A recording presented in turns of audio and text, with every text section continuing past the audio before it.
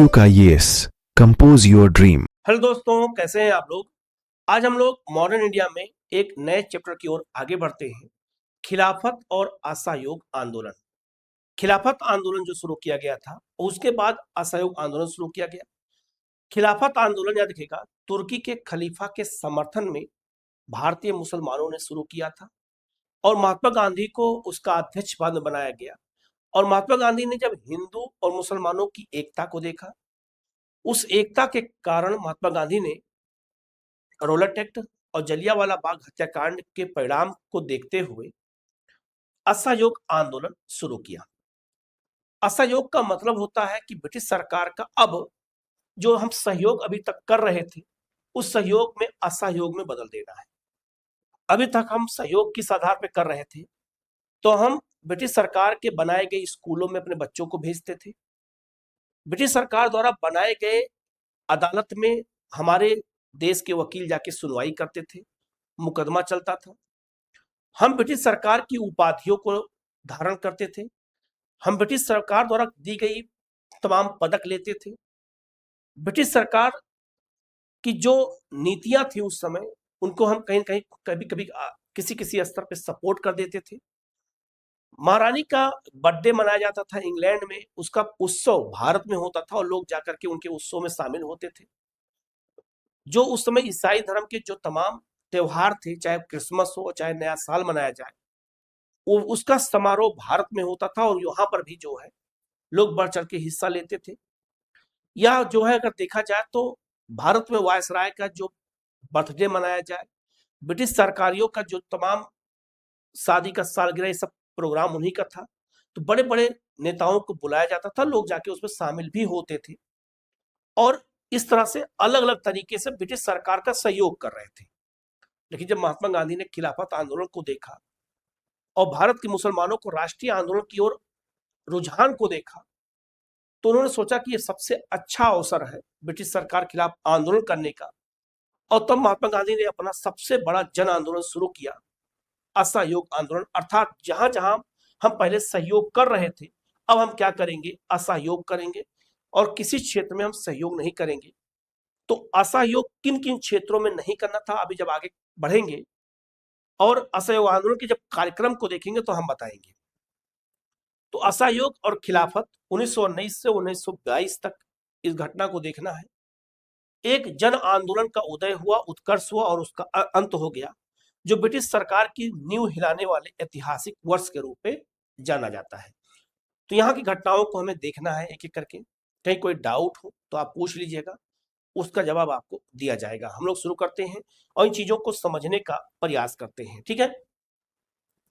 British शासन की बात करें तो 1919 से लेकर के और 1920 के बीच में, और खास करके 1919 का जो वर्ष था, उसमें ब्रिटिश सरकार की कुछ ऐसी नीतियां थी, ऐसे कार्य थे जिन्हें पूरे भारत के लोगों को झकझोर दिया।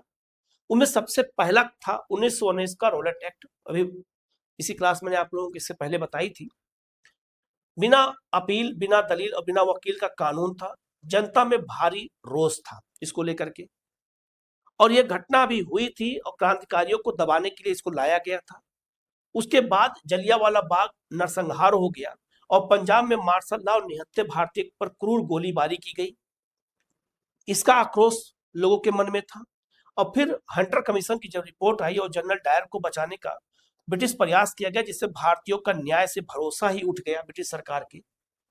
तो 1919 में कई घटनाएं हुई जिससे भारतीयों के मन में ब्रिटिश सरकार के प्रति बहुत आक्रोश था, और उस आक्रोश हिंदू के साथ साथ मुसलमानों का भी हो गया जब खिलाफत का मुद्दा आया कि प्रथम विश्व युद्ध के बाद ब्रिटेन द्वारा तुर्की के खलीफा का अपमान और सीवर्स की संधि की गई और तुर्की के खलीफा का अपमान किया गया। और तुर्की के खलीफा ब्रिटिश, जो अगर देखा जाए तो पूरे मुसलमान के जो खलीफा थे, उनके वहां के सुल्तान तुर्की के, इससे पूरा भारत के मुसलमान और पूरी दुनिया के मुसलमान नाराज हो गए। तो भारत के मुसलमानों ने भी निर्णय लिया कि अब हम भी राष्ट्रीय आंदोलन का हिस्सा बनेंगे और स्वराज की प्राप्ति के लिए कांग्रेस के साथ कंधा से कंधा मिला के चलना शुरू करेंगे। जिसका सबसे पहला परिणाम मैंने आप लोगों को क्लास में बताया था, इससे पहली क्लासों में, कि 1916 में जब लखनऊ में अंबिका चरण मजूमदार के नेतृत्व में अधिवेशन कराया गया, तो अधिवेशन लखनऊ में हुआ, वहां पर लखनऊ समझौता हुआ मुस्लिम लीग और कांग्रेस के बाद के दोनों के साथ, और निर्णय लिया गया कि दोनों का उद्देश्य अब एक रहेगा, दोनों लोग मिल करके हम ब्रिटिश सरकार के खिलाफ ये काम करेंगे।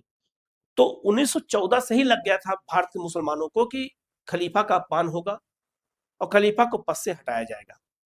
इसी सब अवसर का लाभ उठा करके ही महात्मा गांधी ने हिंदू मुसलमानों की एकता को देखते हुए असहयोग आंदोलन शुरू किया था कि दोनों लोग असहयोग करेंगे, हिंदू और मुसलमान। अगर उनमें कोई भी एक सहयोग करता तो असहयोग आंदोलन सफल नहीं होता, न वो अपना व्यापक हो पाता। अगर हम सफल कह सकते सफल नहीं हो पाया, लेकिन थोड़ा व्यापक नहीं हो पाता, और न ब्रिटिश सरकार के लिए वो एक मुसीबत का जो है सबक होता। तो इसको याद रखिएगा, 1919 ब्रिटिश शासन काल में ये कुछ 1919 से घटनाएं हुई, जिन घटनाओं ने भारत में असंतोष की भावना पैदा की। इसको हमें याद रखना, क्योंकि यहाँ से क्वेश्चन पूछा जाता है, तो इसको हमें एक एक पॉइंट को याद करना, समझना, और इसके एक एक कॉन्सेप्ट को जो है एक साथ जो है क्रम वाइज समझना जरूरी है। ठीक है, आगे बढ़ते हैं। अब आते हैं खिलाफत आंदोलन की शुरुआत होती कैसे है, कारण क्या था। तो प्रथम विश्व युद्ध शुरू हुआ, तुर्की की पराजय हो गई, और तुर्की जर्मनी की ओर से लड़ रहा था, धुरी राष्ट्रों की ओर से था, और मित्र राष्ट्रों की ओर से कौन था, ब्रिटेन था। तुर्की की हार हुई और विभाजन के कारण तो तुर्की का विभाजन हो गया, और सीवर्स की संधि अगस्त 1920 में हुई। तुर्की का विभाजन और भारतीय मुसलमान आक्रोशित हो गए। जब तुर्की का विभाजन हो गया और पूरे ब्रिटिश सत्ता पर जो वो तुर्की पर ब्रिटेन का अधिकार हो गया, खलीफा का अपमान किया गया, तो ब्रिटिश सरकार द्वारा तुर्की के खलीफा के अपमान पर भारत में व्यापक रोष उत्पन्न हुआ, और भारत के मुसलमानों ने यह निर्णय लिया कि हम राष्ट्रीय आंदोलन में अब कांग्रेस के साथ रहेंगे। उसी के याद रखना, खलीफा के समर्थन में खिलाफत शुरू हुआ। कभी कभी बच्चे कंफ्यूज हो जाते हैं, खिलाफत मतलब खिलाफ होना, नहीं, यहाँ पर खिलाफत मतलब हो जाएगा खलीफा से शब्द आया है खिलाफत, और खिलाफत मतलब होता है, याद रखना यहाँ पर, खलीफा के समर्थन में खिलाफत आंदोलन भारत में मुसलमानों ने शुरू किया, और उसके लिए खिलाफत कमेटी का गठन किया गया सितंबर 1919 के लखनऊ में। अगर आपसे क्वेश्चन पूछा जाए कि खिलाफत कमेटी का गठन कहाँ किया गया था, तो लखनऊ में किया गया था सितंबर 1919 में। नेतृत्व किसने किया था, अली बंधु ने किया था। दो अली बंधुओं भाइयों ने किया था, उनका नाम क्या था, मोहम्मद अली और शौकत अली। अगर आपसे क्वेश्चन पूछ दिया जाए कि खिलाफत आंदोलन के प्रमुख नेता कौन थे, तो खिलाफत आंदोलन के प्रमुख नेता महात्मा गांधी नहीं थे, उसके प्रमुख नेता दो अली बंधु थे, इनका नाम था मोहम्मद अली और शौकत अली। और मोहम्मद अली की पत्रिका का नाम है कामरेड, याद रखिएगा।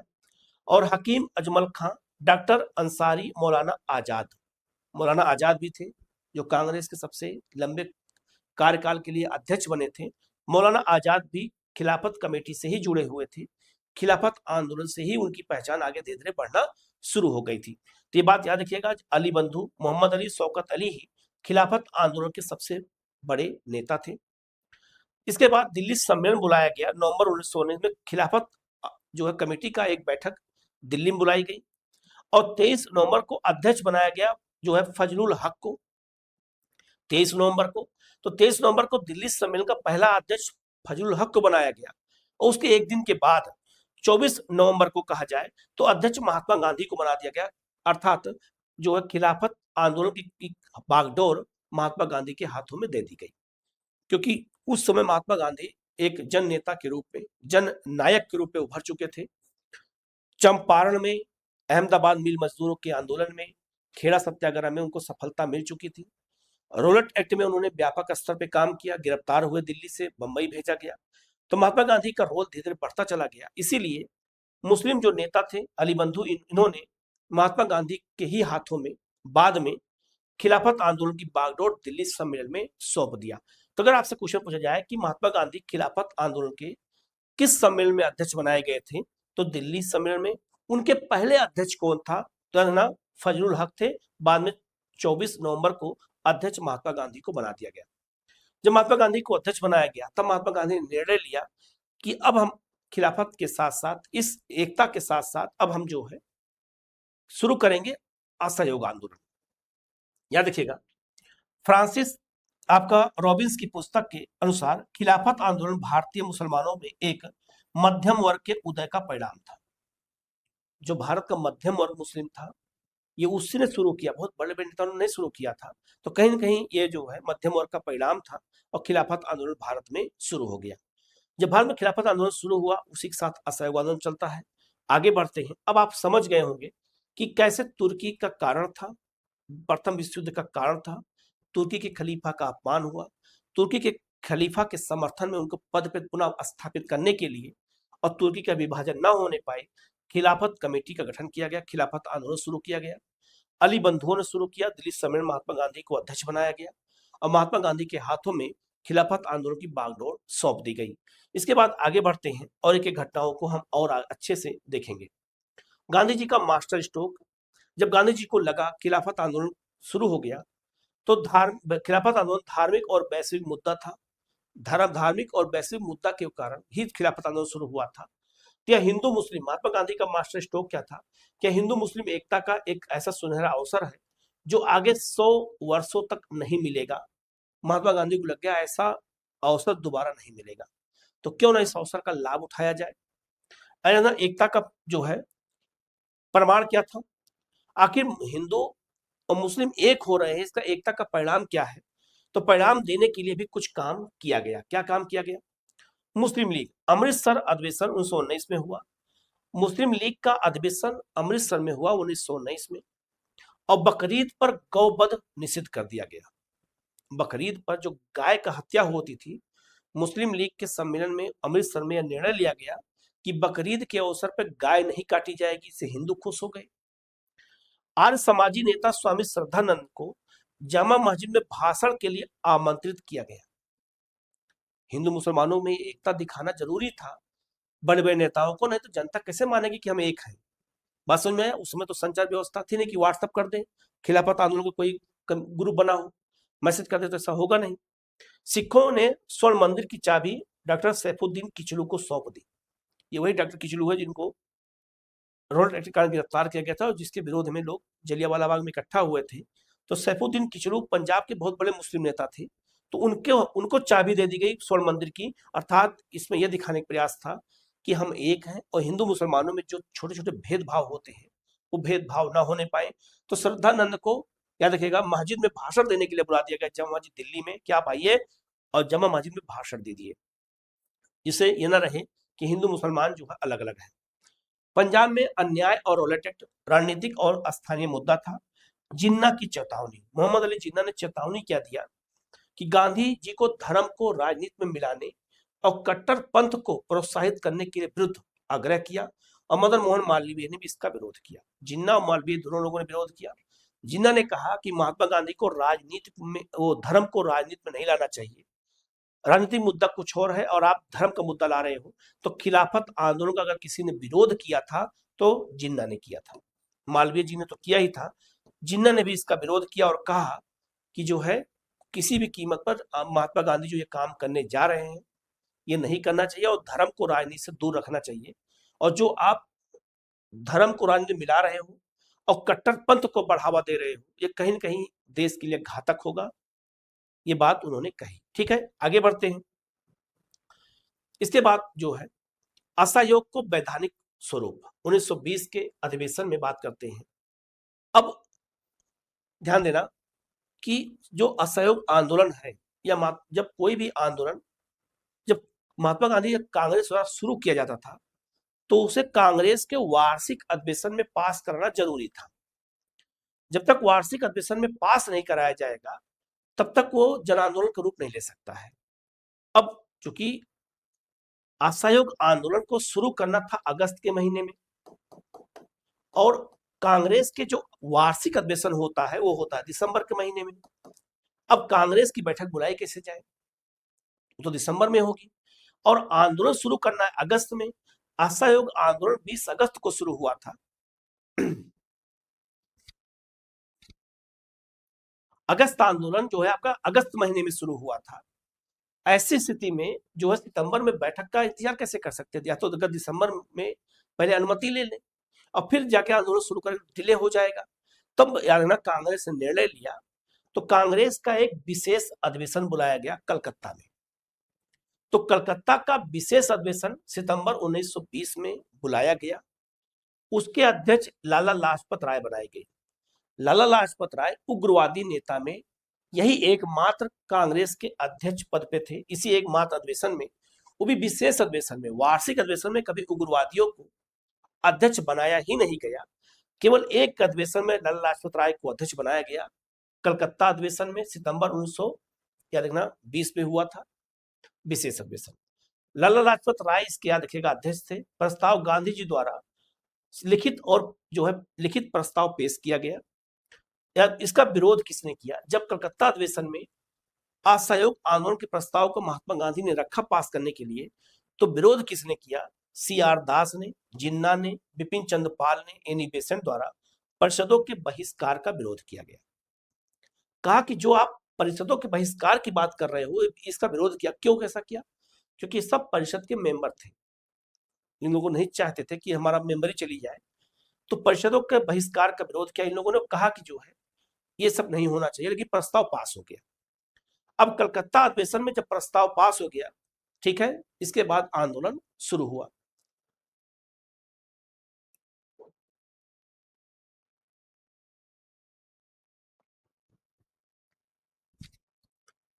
तो इस तरह से विशेष अधिवेशन हुआ, उसके अध्यक्ष लाला लाजपत राय बनाए गए। इसके बाद कांग्रेस का जब वार्षिक अधिवेशन हुआ, तो असहयोग आंदोलन के प्रस्ताव को दोबारा पास कराया गया उसके वार्षिक अधिवेशन में, क्योंकि वहां पास करना जरूरी था।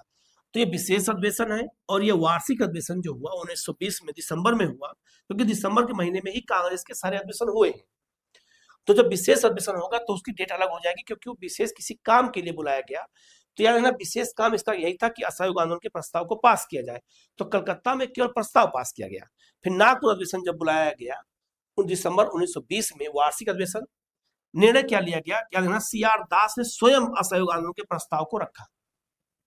यहां विरोध कर रहे हैं, लेकिन जब नागपुर पे पहुंचे तो नागपुर में याद है CR दास ने स्वयं उस प्रस्ताव को इस अधिवेशन में रखा और कहा कि असहयोग आंदोलन के प्रस्ताव को पास किया जाए। लक्ष्य में बदलाव क्या हुआ? साम्राज्य के भीतर स्वशासन से बदल करके स्वराज्य भीतर या बाहर घोषित किया गया। कांग्रेस का लक्ष्य घोषित किया गया कि अब साम्राज्य के भीतर हमें स्वशासन नहीं चाहिए, अब हमें स्वशासन चाहिए, अर्थात चाहे भीतर हो चाहे बाहर हो, हर तरीके से भारत को अपना स्वराज्य होना चाहिए, अपना स्वशासन होना चाहिए। अगर आपसे क्वेश्चन पूछा जाए कि असहयोग आंदोलन के प्रस्ताव को कब कब पास किया गया, तो दो अधिवेशन में पास किया गया। एक कलकत्ता अधिवेशन जिसके अध्यक्ष लाला लाजपत राय थे, एक नागपुर अधिवेशन जिसके अध्यक्ष C राघवाचारी थे। ये याद रखिएगा, दोनों इंपॉर्टेंट है, और दोनों अधिवेशनों में पास किया गया था, ये भी याद रखिएगा। यहाँ जो प्रस्ताव पेश किया था गांधी ने पेश किया था, यहाँ जो प्रस्ताव पेश किया CR दास ने किया था, ये भी याद रखिएगा, इंपॉर्टेंट है। जब नागपुर अधिवेशन में असहयोग आंदोलन के प्रस्ताव को पास कर दिया गया, तब एनी बेसेंट, जिन्ना, बिपिन चंद्र पाल आदि ने कांग्रेस पार्टी को छोड़ दिया। आपसे क्वेश्चन पूछा जाए कि जिन्ना और एनी बेसेंट और बिपिन चंद्र पाल कांग्रेस पार्टी कब छोड़ दिए थे, तो असहयोग आंदोलन का जब प्रस्ताव पास हो गया उसके बाद। तो एनी बेसेंट, जिन्ना, ये सब जो है कांग्रेस कब छोड़े थे, क्वेश्चन पूछा जाता है, याद रखिएगा। और असहयोग आंदोलन में इन सबका कोई पार्टिसिपेशन नहीं था, ये भी याद रखना इंपॉर्टेंट है। जिन्ना तो बिल्कुल विरोध में थे। जिन्ना का कहना था कि किसी भी कीमत पर न तो असहयोग आंदोलन शुरू किया जाए और ना ही खलीफा के समर्थन में खिलाफत आंदोलन शुरू किया जाए।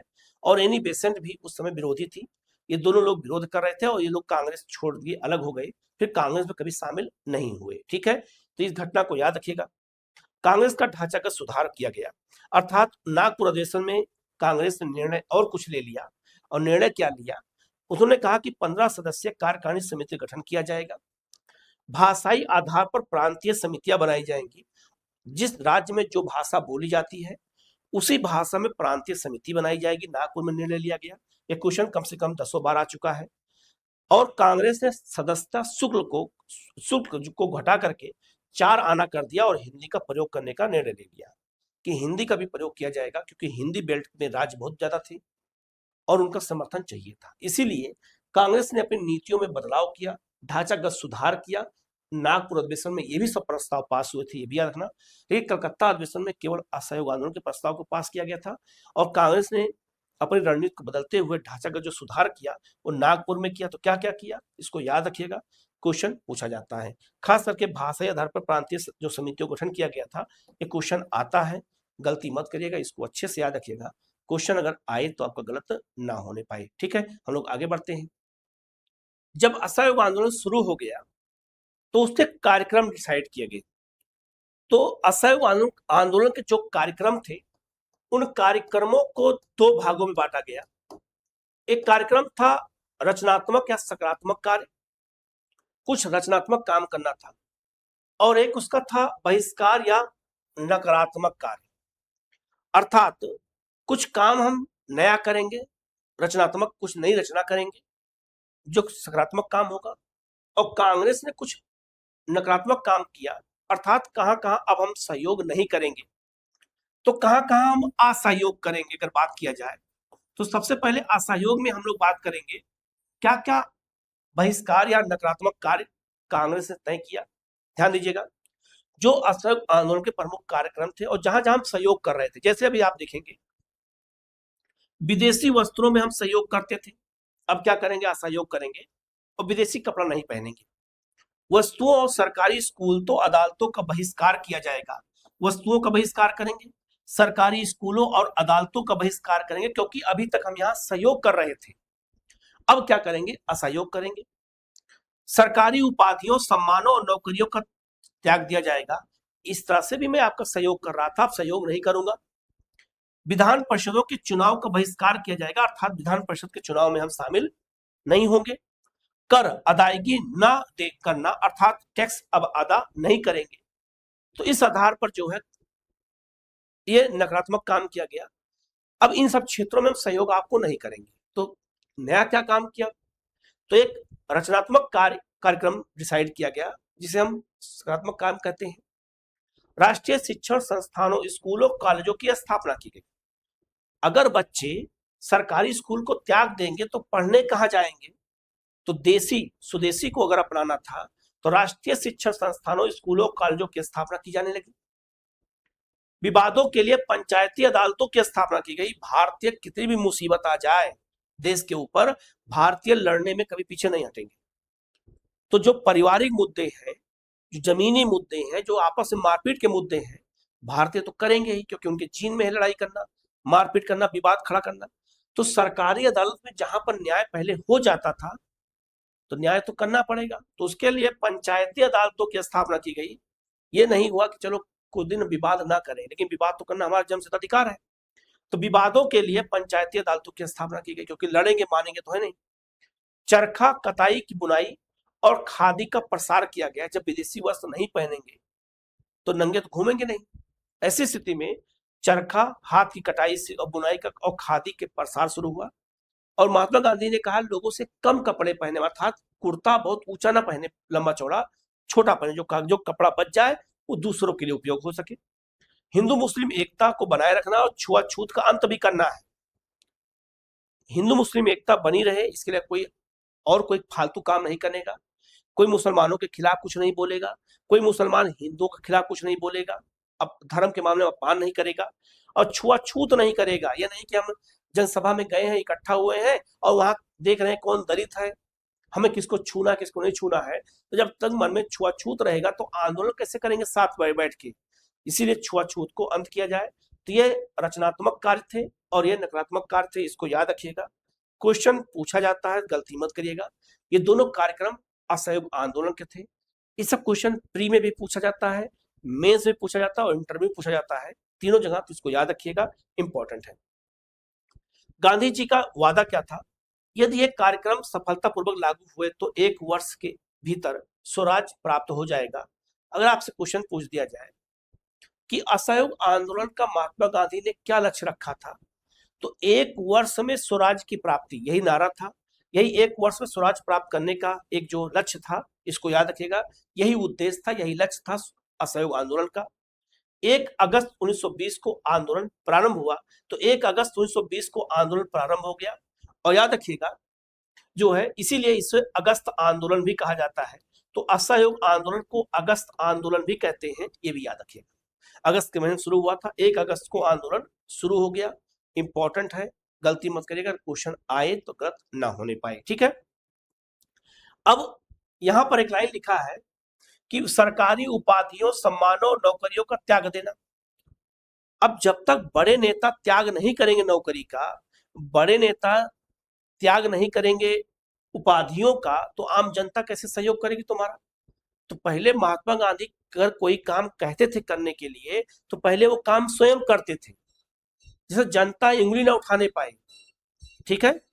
जैसे महात्मा गांधी ने जब भाषण दे रहे थे और उन्होंने कहा कि लोगों को कम कपड़ा पहनना चाहिए, तो उसमें किसी कलाकार ने कहा कि पहले आप कम करके दिखाओ।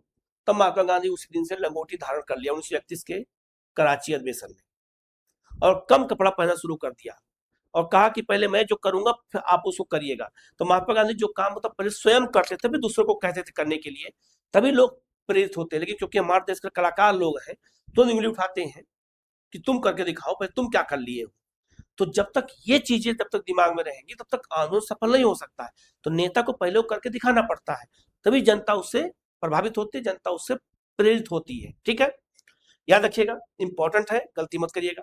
तो उपाधियों का त्याग किया गया। अब महात्मा गांधी ने, याद रखना, महात्मा गांधी ने असहयोग आंदोलन के समय उपाधि त्यागा था, जलियांवाला बाग के समय नहीं, मैंने बता दिया था। तो महात्मा गांधी ने कैसरे हिंद की उपाधि, जुलू पदक जो उनको मिला था दक्षिण अफ्रीका में, बोअर पदक डच और अंग्रेजों के युद्ध में अंग्रेजों की मदद दक्षिण अफ्रीका में किया था, उसके लिए मिला था, वो सब लौटा दिया, कहा हमें नहीं चाहिए। जमनालाल बजाज राय बहादुर की उपाधि त्याग दिया, और हकीम अजमल खां ने जो है क्या कहते हैं हाजिक उल मुल्क की पदवी को छोड़ दिया, कहा कि ये सब पदवी जो ब्रिटिश सरकार ने हमें दिया है हमें नहीं चाहिए। तो हिंदू और मुसलमान दोनों लोगों ने छोड़ दिया। कई लोगों ने वकालत को त्याग दिया, वकालत का त्याग कर दिया। मोतीलाल नेहरू, सी आर दास, सरदार पटेल, जवाहरलाल नेहरू, सी राजगोपालाचारी, आसफ अली जैसे शीर्ष वकीलों ने लाखों की जो है वकालत को छोड़ दिया। लाखों की वकालत मतलब कि बहुत सारा पैसा मिल रहा था वकालत से, अच्छी खासी वकालत चल रही थी, तो इन लोगों ने वकालत छोड़ दिया। तो वकालत कौन कौन छोड़ा ये भी याद रखना, क्वेश्चन पूछा जाता है। असहयोग का विरोध, 1920 में बंबई के बड़े व्यापारियों पुरुषोत्तम दास ठाकुर, जे.आर.डी. टाटा ने असहयोग विरोधी संस्था बनाई थी। फिर भी हमारे देश में कुछ कलाकार हैं, तो बंबई के जो बड़े बड़े व्यापारी थे उन्होंने क्या किया, असहयोग का विरोध करना शुरू किया कि हमें असहयोग का विरोध नहीं करना चाहिए। क्यों ऐसा? जो बड़े बड़े व्यापारी थे ये विदेशी कपड़ा मंगाते थे, विदेशी कपड़ा ला करके बेचते थे, और विदेशी कपड़ा का जब बहिष्कार किया जाएगा तो इनका धंधा कैसे चलेगा। तो इन्होंने असहयोग विरोधी संस्था की स्थापना कर लिया और कहा कि हमें असहयोग आंदोलन में शामिल नहीं होना है। तो बंबई के व्यापारी शामिल नहीं हुए, ये बात याद रखिएगा, ठीक है। तो इस तरह से वकीलों ने और नेताओं ने अपने अपने तरीके से असहयोग करना शुरू कर दिया। उसके बाद याद रखिएगा 90,000 से अधिक छात्रों ने सरकारी स्कूल छोड़े। बंगाल में सर्वाधिक सफल रहा। सरकारी स्कूल छोड़ने का जो आंदोलन था, जो निर्णय लिया गया था, उसमें बंगाल में सर्वाधिक लोगों ने छोड़ा। 90,000 से ज्यादा छात्रों ने सरकारी स्कूल को छोड़ दिया। 800 नए राष्ट्रीय स्कूल स्थापित किए गए। बच्चे पढ़ेंगे कहाँ? तो 800 राष्ट्रीय स्कूल स्थापित किए गए पूरे देश में। सुभाष चंद्र बोस कलकत्ता नेशनल कॉलेज के प्रिंसिपल बनाए गए, ये भी याद रखिएगा, उसी समय इंपॉर्टेंट है। इसके बाद आगे बढ़ते हैं। विदेशी कपड़ों के सर्वाधिक होली जलाई गई और तिलक स्वराज फंड में 1 करोड़ रुपए इकट्ठा करने का लक्ष्य रखा गया। याद रखिएगा, जिस दिन 1 अगस्त को जब आंदोलन शुरू हुआ तो सुबह सुबह ही बाल गंगाधर तिलक की मृत्यु हो जाती है। 1 अगस्त जिस दिन आंदोलन शुरू हुआ है उसी दिन, याद रखिएगा, जिस दिन शुरू हुआ उसी दिन तिलक की जब मृत्यु हो जाती है, तो तिलक की याद में कांग्रेस ने तिलक स्वराज फंड बनाया था और 1 करोड़ रुपया इकट्ठा करने का लक्ष्य रखा था। इस 1 करोड़ रुपया जो इकट्ठा किया जाएगा लोगों से चंदा के रूप में, उसका इस्तेमाल होगा चरखा लाने में, स्वदेशी कपड़ा बनाने में, राष्ट्रीय स्कूल खोलने में, इन सब में पैसा खर्च किया जाएगा। तो 1 करोड़ रुपया का लक्ष्य रखा गया था और तिलक स्वराज फंड बनाया गया था, ये भी याद रखिएगा, ठीक है। महात्मा गांधी महात्मा गांधी जो विदेशी कपड़ा जलाया जा रहा था, तो उसमें दो विचारधाराएं, ध्यान ध्यान देना, क्वेश्चन आया हुआ है।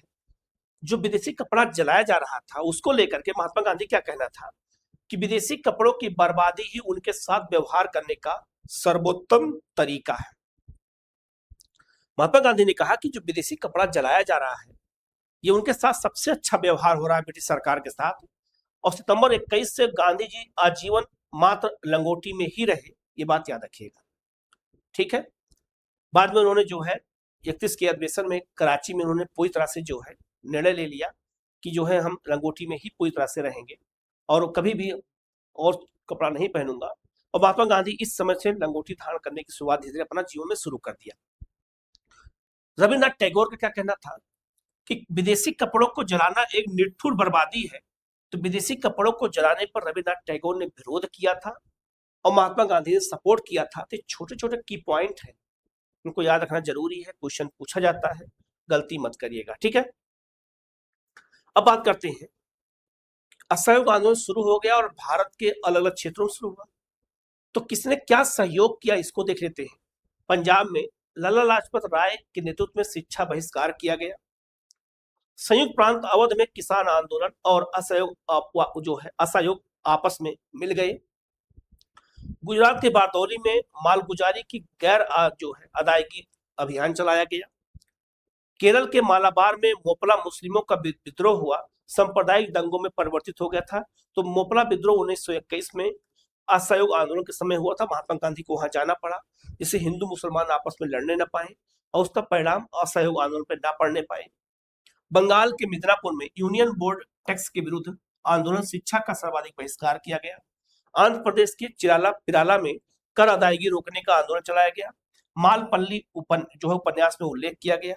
उल्लेख इसका है। महाराष्ट्र में आंदोलन कमजोर रहा। तिलक अनुयायी गांधी जी से असहमत थे। जो तिलक के अनुयायी थे वो गांधी जी से असहमत थे, इसलिए उसका प्रभाव बंबई में थोड़ा कम रहा है, ये भी याद रखना। तो असहयोग आंदोलन में अपने अपने तरीके से किन किन लोगों ने क्या क्या भूमिका निभाई है, ये भी क्वेश्चन पूछा जाता है, गलती नहीं करनी, इसको हमें याद रखना है, ठीक है। आगे बढ़ते हैं, यहाँ कुछ घटनाओं को देखते हैं। अब जब असहयोग आंदोलन शुरू हो गया 1920 में 1 अगस्त को, तो 20 से जब शुरू हुआ 20, 21, 22 तक, तो क्या क्या घटनाएं उनके बीच में हुई हैं उनको थोड़ा देख लेते हैं। तो 17 नवंबर 1921 को प्रिंस ऑफ वेल्स का भारत आगमन हुआ।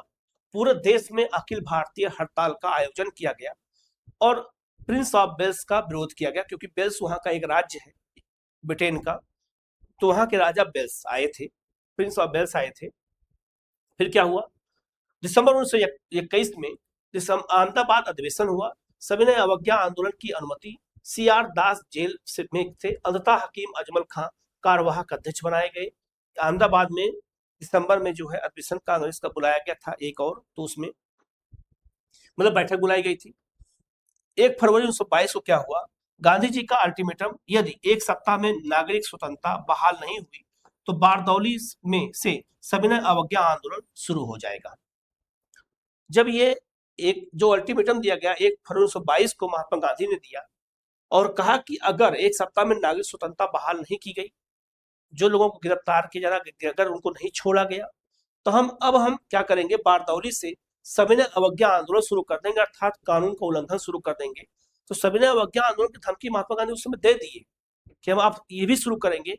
अभी तक हम असहयोग कर रहे थे, आप कानून को मान रहे थे, लेकिन अब हम आप कानून की भी अवज्ञा करेंगे और कानून का उल्लंघन करेंगे, याद रखिएगा। इसके बाद क्या हुआ, संपूर्ण देश एक ज्वालामुखी विस्फोट के मुहाने पर खड़ा था, अर्थात जो है तेजी से जो है विरोध प्रदर्शन आगे बढ़ गया। उसी समय चोरी चोरा कांड हुआ, चोरी चोरा की घटना हो गई, जो हिंसा जो है अहिंसा का खंडन, फरवरी 1922, याद रखिएगा। चोरी चोरा कहां पर है, ये आपका उत्तर प्रदेश गोरखपुर जिले में है। यहाँ पर दो डेट लिखी है, 4 और 5 फरवरी 1922। 2018 से पहले 5 फरवरी को ही चोरी चोरा घटना को माना जाता था, लेकिन नया रिसर्च जब आया तो नए रिसर्च के अनुसार चोरी चोरा की जो घटना हुई वो 4 फरवरी को हुई है, रात को 11 बजे हुई थी, तो 4 फरवरी था, याद रखिएगा। स्थान गोरखपुर उत्तर प्रदेश का चोरी चौरा गांव था। घटना क्या हुई, महात्मा गांधी ने एक कार्यक्रम जब बनाया था तो उसमें यह कहा था कि सुबह प्रभात फेरी निकाली जाएगी और लोग गांव गांव में बच्चों के साथ जाएंगे और प्रचार करेंगे और रात के समय मशाल ले लेंगे, क्योंकि लाइट होती नहीं थी उस समय, मशाल जला करके और आंदोलन करेंगे जब लोग फुर्सत में रहें, और रात में 1 घंटा 2 घंटा आंदोलन सबको करना है, सो लोगों को जागरूक करना है। तो जब शाम का समय हुआ तो शांतिपूर्वक जुलूस निकाला गया। तो शांतिपूर्वक जुलूस जब निकाला गया, जुलूस पर पुलिस फायरिंग का हो गया और भीड़ उग्र हो गई। और गोरखपुर के चोरी चौरा गांव के एक यादव जी थे, भगवान अहिर। भगवान अहिर जो यादव जी थे, उन्हीं से पुलिस की को चौकी की में जला दिया। एक थानेदार सहित 12 लोग जिंदा जलाए गए। कारण क्या था कि जो पुलिस कर्मी थे वो उनसे भगवान अहिर से झगड़ा हो गया था, और जब झगड़ा हो गया उसी समय जो भीड़ थी उनके हाथ में मशाल था। उन लोगों ने क्या किया, जब देखा भीड़ ज्यादा हो गई तो सिपाही भागने लगे और भाग के थाने में गए, छुप गए। तो एक थानेदार और 22 जवान जिंदा उनको जला दिया गया, और जो मशाल लोग लिए थे मशाल को उठा करके फेंक दिए जेल के अंदर, और लोग उसी में जल गए। सूचना दशरथ प्रसाद द्विवेदी ने तार द्वारा गांधी जी को एक खबर दी थी। अगर क्वेश्चन पूछ दिया जाए कि असहयोग आंदोलन के जो चल रहा था आंदोलन, तो चोरी चौरा की जो घटना हुई थी उसकी सूचना महात्मा गांधी को किसने दिया था, कैसे दिया था। तो महात्मा गांधी को चोरी चौरा की घटना का जो है सूचना दशरथ प्रसाद द्विवेदी ने दिया था, याद रखिएगा, और तार के माध्यम से दिया था। टेलीग्राम के माध्यम से गांधी जी को यह खबर दी थी। उस समय तार चलता था, तार को टेलीग्राम कहा जाता था। तार के माध्यम से सूचना दी, ये बात याद रखिएगा, इंपॉर्टेंट है, गलती मत करिएगा, क्वेश्चन यहां से पूछा जाता है, यूनिक क्वेश्चन है, ऐसे क्वेश्चन एग्जाम में आते हैं। ठीक है, आगे बढ़ते हैं। याद रखिएगा, चोरी चौरा के अभियुक्तों का मुकदमा बाद में मदन मोहन मालवीय ने लड़ा था। जो चोरी चौरा की घटना हुई थी, जिन लोगों के ऊपर मुकदमा चलाया गया था, जिन लोगों ने जिंदा जला दिया था, उनके ऊपर गिरफ्तार की जब मुकदमा चलाया गया तो उनकी वकालत का मुकदमा कौन देखा था, तो मदन मोहन मालवीय ने देखा था। ये भी याद रखना, ये भी क्वेश्चन पूछा जाता है। ठीक है, अब चोरी चौरा की जब घटना हो गई तो महात्मा गांधी को लगा कि जहां हम अहिंसा की बात करते थे, हिंसा हो गई है। अब अगर हिंसा हो गई है तो ये चोरी चौरा में हिंसा हुई है, तो हिंसा आगे भी हो सकती है। चोरी चौरा एक एग्जाम्पल बन सकता है, और गांधी नहीं चाहते थे कि हिंसा के बल पर देश आजाद हो। अगर हिंसा के बल पर देश आजाद होगा तो आने वाली पीढ़ी भी हिंसा करके ही सत्ता परिवर्तन करती रहेगी, जैसा दुनिया के देशों में होता रहा है। लोग महात्मा गांधी का कितना भी विरोध करे उस समय, लेकिन महात्मा गांधी का दृष्टिकोण एकदम सही था। आज भारत जो रन कर रहा है वो हिंसा के बल पे नहीं कर रहा है, अहिंसा के बल पे कर रहा है। हमारे यहाँ चुनाव के माध्यम से व्यवस्थाएं बदलती रही हैं, और हमारे देश बगल में पाकिस्तान है, लड़ झगड़ करके देश लिया। आज तक एक भी प्रधानमंत्री अपने कार्यकाल 5 साल को पूरा नहीं कर पाया है। जाहिर सी बात है, अपने आप में बहुत बड़ी बात है। ठीक है, अगर आगे बढ़ते हैं तो महात्मा गांधी नहीं चाहते थे कि हिंसा के बल पर देश आजाद हो, हिंसा के बल पर कोई आंदोलन करे, ये बात याद रखिएगा। तब महात्मा गांधी ने चोरी चौरा के बाद असहयोग आंदोलन को स्थगित करने का निर्णय ले लिया। ठीक है, अब महात्मा गांधी ने असहयोग आंदोलन वापस करने का जब निर्णय ले लिया, और याद रखना 12 फरवरी 1922 को बारदौली में कांग्रेस कार्यकारिणी की समिति की बैठक में आंदोलन तत्काल वापस लेने का निर्णय लिया गया।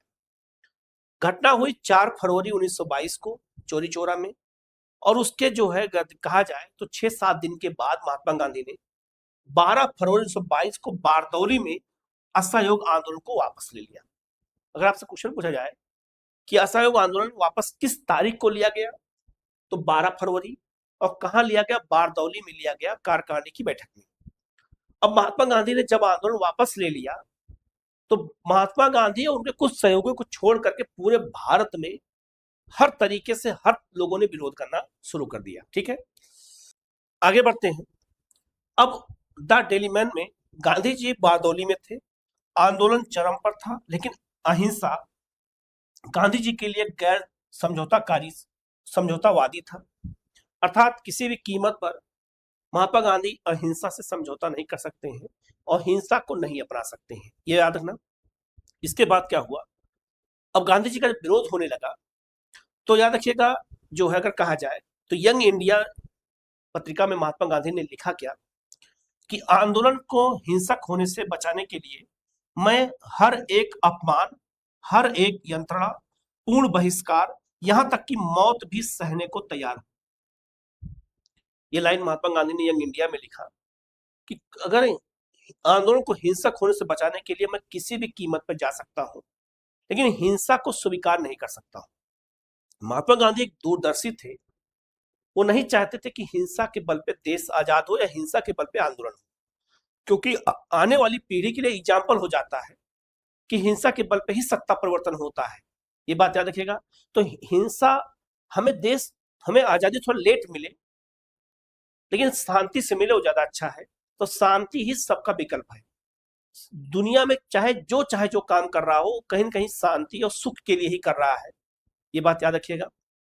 तो महात्मा गांधी ने ये लाइन, जब उनका विरोध होने लगा और हर वर्ग के लोग विरोध करना शुरू किए, हुआ हिमालय जैसी भूल बताया गया। कई लोगों ने कहा कि हिमालय जैसी भूल है, कैसे है आगे बात करता हूं। आगे लिखा है, विरोध का संग्रहालय, गैलरी ऑफ डिसेंट। क्या है, सुभाष चंद्र बोस ने क्या कहा, गांधी जी जब असहयोग आंदोलन वापस ले लिए तो सुभाष चंद्र बोस ने क्या कहा, ये सब लाइनें एग्जाम में पूछी जाती हैं। तो सुभाष चंद्र बोस ने कहा, जब जनता का उत्साह अपने चरम पर था उस समय पीछे हटने का आदेश देना एक राष्ट्रीय अनर्थ था। गांधी को सड़ा हुआ फर्नीचर कहा था, किसने, सुभाष चंद्र बोस ने। गांधी को राष्ट्रपिता कहने वाला व्यक्ति, जो बाद में राष्ट्रपिता कहता है, वही व्यक्ति असहयोग आंदोलन के समय क्या कह रहा है, गांधी को सड़ा हुआ फर्नीचर कहा था। ये बात याद रखिएगा। मोतीलाल नेहरू ने क्या कहा कि यदि कन्याकुमारी के एक गांव ने अहिंसा का पालन नहीं किया तो उसकी सजा हिमालय के एक गांव को क्यों मिलनी चाहिए।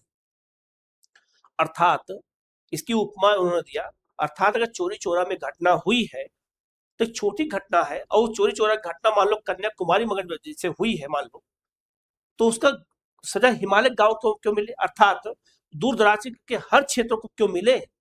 असहयोग आंदोलन अगर शुरू करना था, चल रहा था, तो चोरी चोरा में अगर घटना हुई तो क्या हो गया, कोई बात नहीं है, तो पूरे देश को सजा आपने दे दिया और आंदोलन वापस ले लिया। ये मोतीलाल नेहरू ने कहा। विद्रोह और निंदा, 24 फरवरी 1922 को दिल्ली में, याद रखना, कांग्रेस की बैठक बुलाई गई और डॉक्टर मुंजे द्वारा गांधी जी के खिलाफ निंदा प्रस्ताव लाया गया। CR दास और लाला लाजपत राय ने भी दुख जताया, ये बात याद रखिएगा। तो लगभग सब लोगों ने दुख जताया, ये बात याद रखिएगा। ये सब लाइनें पूछा जाता है कि किसने कहा था, तो इसको याद रखिएगा। इसके अलावा 10 मार्च 1922 को गांधी जी को गिरफ्तार कर लिया गया और 6 वर्ष की सजा सुनाई गई महात्मा गांधी को। 2024 में इनको लेकिन रिहा कर दिया गया, जब इनकी तबीयत खराब थी तो इनको छोड़ दिया गया। लेकिन याद रखना, असहयोग आंदोलन के कारण जब चोरी चोरा की घटना हो गई तो महात्मा गांधी को ही दोषी माना गया और उनको जो है याद रखना गिरफ्तार कर लिया गया और 6 वर्ष की सजा सुनाई गई। अब यहीं से भारतीय राजनीति में नया बदलाव हुआ। क्या बदलाव हुआ, राजनीतिक विभाजन। CR दास और मोतीलाल नेहरू ने चुनाव लड़ने के लिए 23 में स्वराज पार्टी गठन किया, इसको आगे बताऊंगा अभी मैं। यहां से रणनीतिक गतिविधियां बदलने लगी। क्रांतिकारी पुनरुत्थान, हताश युवाओं का मोहभंग हुआ और 23 से 28 तक क्रांतिकारी गतिविधियां लौट आई। याद रखना, राहुल संस्कृत्यान उदाहरण जैसे हैं, जैसे भगत सिंह, चंद्रशेखर आजाद, इन लोगों ने फिर आंदोलन शुरू कर दिया क्रांतिकारी। सांप्रदायिक दरार, तुर्की में मुस्तफा कमाल ने खलीफा पद समाप्त किया। 23 से 27 में भीषण दंगे हुए और गांधी ने 24 में 21 दिन का उपवास भी रखा था और यहीं से हिंदू मुस्लिम एकता टूट गई और फिर हिंदू मुस्लिम आपस में लड़ने लगे और दंगे होना भारत में शुरू हो गई। ठीक है, आगे बढ़ते हैं। आंदोलन की सच्ची विरासत, खास से आम तक, एक एक करके चलते हैं। जन आंदोलन, यह भारत का प्रथम वास्तविक अखिल भारतीय जन आंदोलन था। राजनीति में अगर कहा जाए तो राजनीति शहरों से निकलकर गांवों तक पहुंच गई, ये असहयोग आंदोलन का एक परिणाम था। दूसरा, मनोवैज्ञानिक विजय हुई असहयोग आंदोलन में आम नागरिकों के मन से ब्रिटिश पुलिस, जेल और लाठियों का भय हमेशा के लिए खत्म हो गया। ये एक परिणाम निकला। राष्ट्रीय पहचान, खादी और चरखा स्वतंत्रता संग्राम की आधिकारिक वर्दी और प्रतीक बन गया, ये याद रखना है। ठीक है, तो जो है असहयोग ने भले ही वर्ष में जो है एक वर्ष में स्वराज न दिलाया हो, लेकिन इसने एक ऐसे निडर भारत की नींव रखी जिसे अब गुलाम नहीं कहा जा सकता है, याद रखिएगा। तो ये सब इंपॉर्टेंट चीजें हैं, इनको हमें याद रखना है। तो आज के वीडियो हमने खिलाफत आंदोलन और असहयोग आंदोलन को देखा। असहयोग आंदोलन के प्रमुख कार्यक्रम क्या क्या थे, किसने गांधी जी का किस आधार पर विरोध किया, गांधी ने क्यों वापस ले लिया, और असहयोग आंदोलन के क्या कार्यक्रम थे, खिलाफत आंदोलन कैसे जुड़ा था, एक दोनों दूसरे से कैसे जुड़े हुए थे, मैंने सबको बता दिया है। वीडियो को पूरा देखिएगा, कहीं कोई डाउट हो तो आप पूछ लीजिएगा। ठीक है, इसका पीडीएफ हमारे टेलीग्राम और एग्जाम वेब ऐप दोनों पे मिल जाएगा, आप ज्वाइन कर लीजिएगा। और जो है वीडियो कैसा लगा जरूर बताइएगा। Okay, thank you.